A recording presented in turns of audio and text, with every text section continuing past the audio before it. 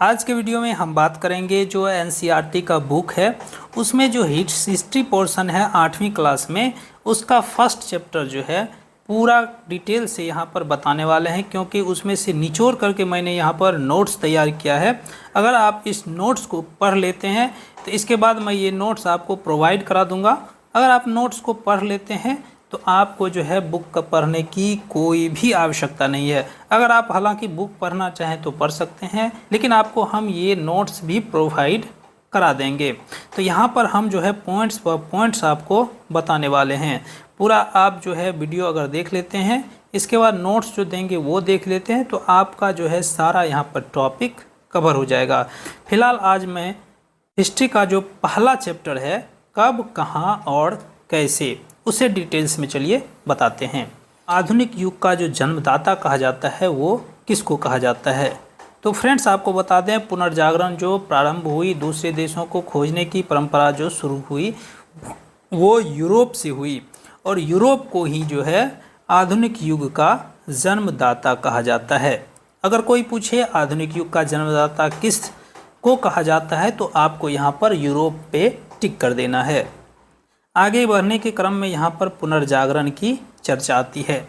तो पुनर्जागरण भी जो है दूसरे देशों की खोज के परंपरा से शुरू होती है। पुनर्जागरण जो इटली से प्रारंभ होती है। 15वीं शताब्दी में जो है इटली में एक नया आंदोलन शुरू होता है जिसे हम लोग पुनर्जागरण करते हैं, जहाँ से जो है नए नए देशों को खोजने की परंपरा शुरू होती है। इसे ही हम लोग पुनर्जागरण कहते हैं। इसी क्रम में जो है स्पेन के प्रसिद्ध नाविक जो है कोलंबस, आपने नाम भी इससे पहले कई बार सुना होगा। कोलंबस जो है 1492 ईस्वी में अमेरिका महाद्वीप की खोज करती है सबसे पहले। कब? 1492 ईस्वी में। कौन? कोलंबस। कहाँ के नागरिक थे? स्पेन के। इन्होंने ही अमेरिका महाद्वीप की खोज की 1492 ईस्वी में। उसके बाद पुर्तगाली नाविक आते हैं, वास्को डी गामा उसका नाम होता है, जो 1498 ईस्वी में भारत के कालीकट तट पहुंचते हैं और भारत तक के समुद्री मार्ग की खोज कर लेते हैं। तो यहाँ पर क्वेश्चन बनता है कि भारत की खोज किसने की थी?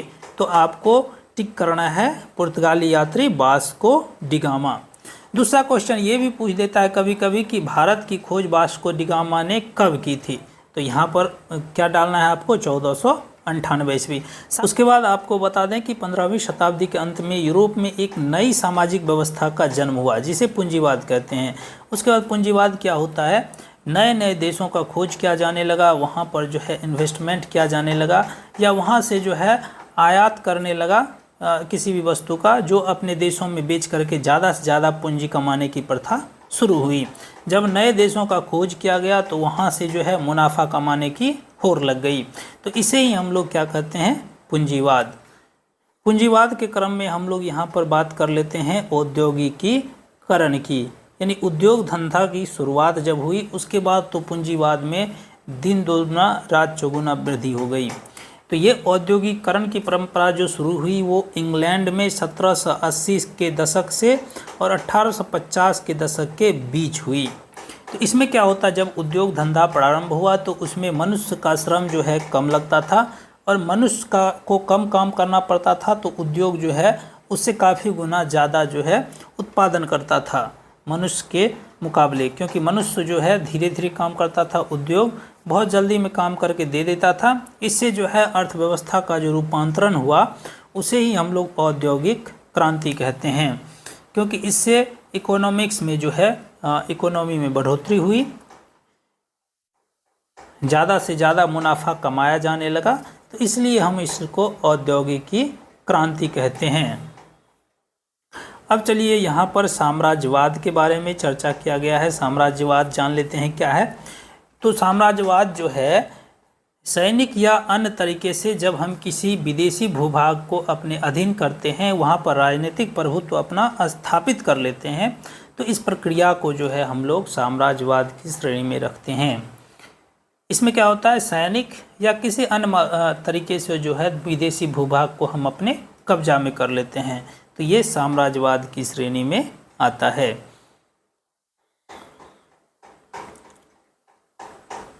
उसके बाद यहाँ पर आधुनिक काल के प्रारंभ की चर्चा की गई है। तो आपको बता दें भारतीय इतिहास को जो है 3 कालखंड में बांटा गया है, प्राचीन, मध्यकालीन और आधुनिक।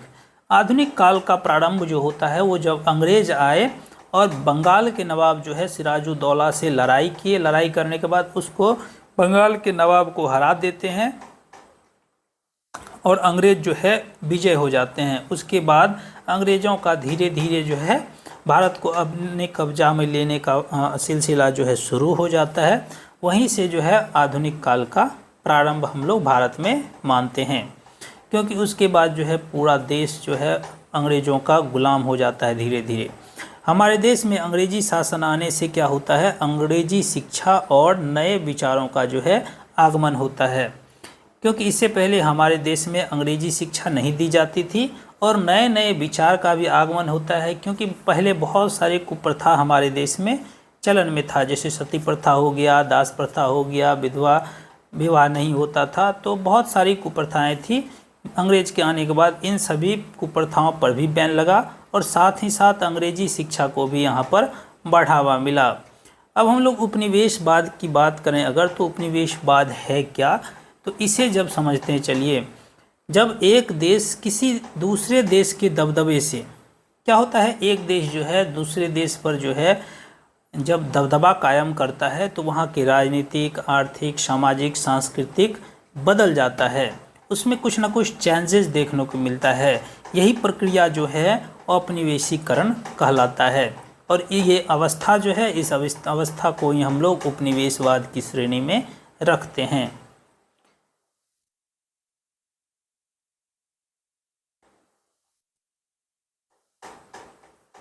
उसके बाद यहाँ पर भारत में कैमरे का इस्तेमाल जो दिया गया है, यहाँ पर बहादुर शाह जफर का पहला फोटो दिया गया है, 1850 ईस्वी के दशक के आसपास हुआ था। उसके बाद जो है यहाँ पर भारतीय उपमहाद्वीप, यहाँ पर दिया गया है कि भारतीय उपमहाद्वीप में कौन कौन से देश आते हैं। तो आपको यहाँ पर याद रखना है कि भारतीय उपमहाद्वीप में जो देश आते हैं वो भारत है, बांग्लादेश है, नेपाल, भूटान, मालदीव, पाकिस्तान और अफ़गानिस्तान। ये सभी देश जो है भारतीय उपमहादेश के उपमहाद्वीप के अंदर ही आते हैं। तो यहाँ पर देखिए 7 देश दिया गया है। इन 7 देश को जो है भारतीय उपमहाद्वीप की श्रेणी में रखा जाता है।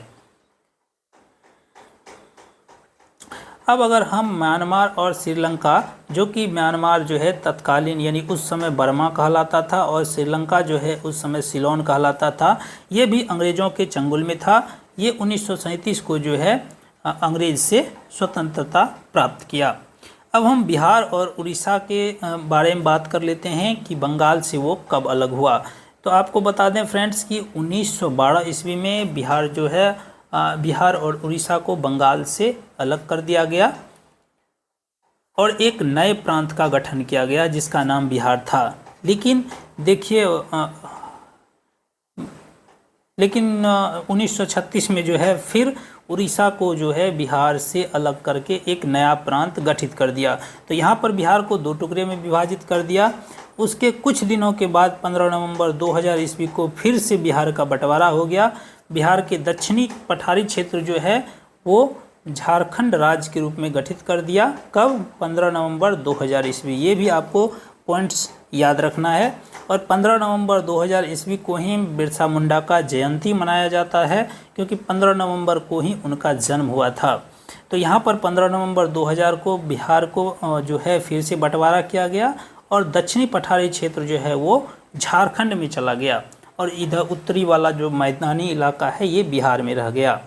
अब यदि अमेरिका के आज़ादी की बात करें तो अमेरिका को आज़ादी जो है 4 जुलाई 1776 ईस्वी को मिली थी।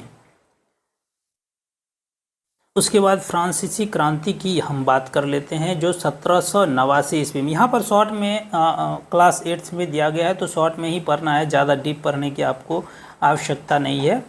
तो यहाँ पर 1789 ईस्वी में जो है फ्रांसीसी क्रांति हुई थी जिसका नारा था स्वतंत्रता, समानता तथा बंधुत्व। ये इसका नारा था फ्रांसीसी क्रांति का, जो कब हुआ था? 1789 ईस्वी को। और रूसी क्रांति की अगर बात करें तो 1917 ईस्वी में रूसी क्रांति हुआ था। उसके बाद यहाँ पर देखिए 1817 ईस्वी में स्कॉटलैंड के एक अर्थशास्त्री कहिए, इतिहासकार कहिए या राजनीतिक दार्शनिक कहिए, ये थे जेम्स मिल साहब। इन्होंने एक पुस्तक लिखी हिस्ट्री ऑफ ब्रिटिश इंडिया। इस पुस्तक में इन्होंने भारत के इतिहास को 3 कालखंड में विभाजित किया, जिसका नाम था हिंदू, मुस्लिम तथा ब्रिटिश। तो 3 कालखंड में हिंदू, मुस्लिम और ब्रिटिश में जो है विभाजित किया। कौन? जेम्स मिल साहब। कहाँ के थे? ये स्कॉटलैंड के थे। लेकिन धर्म के आधार पर, यहाँ पर धर्म के आधार पर जो है देश को बांटना क्या उचित है? देश के इतिहास को, ये सरासर गलत है। इसीलिए इसको हमारे इतिहासकार नहीं माने और भारत के इतिहास को जो है 3 कालखंड में प्राचीन, मध्यकालीन और आधुनिक इतिहास के रूप में ही रखा है। अब यहाँ पर राष्ट्रीय अभिलेखागार की बात कर रहा है कि कहाँ पर स्थित है, तो ये दिल्ली में स्थित है। नेहरू स्मारक पुस्तकालय कहाँ पर है, तो ये भी दिल्ली में है। सच्चिदानंद सिन्हा पुस्तकालय कहाँ है, तो ये पटना में है। तो ये आपको याद रखना है कुछ पॉइंट्स जो इस चैप्टर से रिलेटेड है, इसको तो आपको याद रखना ही चाहिए। अब यहाँ पर बात कर लेते हैं मुंशी प्रेमचंद्र द्वारा कुछ रचना यहाँ पर दिया गया है, गोदान, गबन और कफन। इसमें बताया गया है कि इन रचनाओं में उस समय जो सामाजिक परिदृश्य था वो उसके बारे में यहाँ पर इस पुस्तक में चर्चा किया गया है कि किस तरह का परिदृश्य था, कैसे उस समय के लोग रहते थे। पूरा हूबहू दर्शाने का प्रेमचंद्र साहब ने जो है प्रयास किया है।